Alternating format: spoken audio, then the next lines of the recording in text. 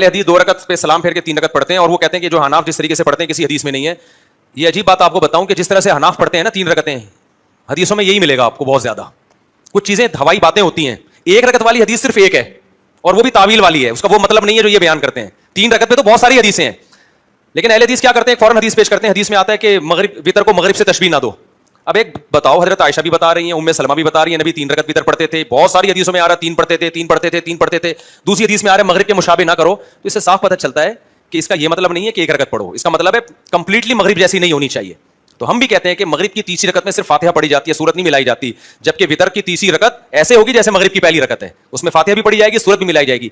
मगरिब की नमाज में दुआए कुनूत नहीं होती, वितर में दुआए कुनूत भी होगी। तो जब वितर में आपने दुआए कुनूत भी पढ़ ली, तीसरी रकत में फातिहा के बाद सूरत भी मिला ली, तो हदीस पर अमल हो गया कि नहीं हो गया कि मगरिब से मुशाबे ना करो। अहले हदीस लोग कहते नहीं, जैसे जो हम जिस तरह से कह रहे हैं ना मुशाबत ना करो, उस तरह से मुशाबत ना करो आप। तो भाई आपके मशवरे पे हम काइंडली नहीं चलेंगे।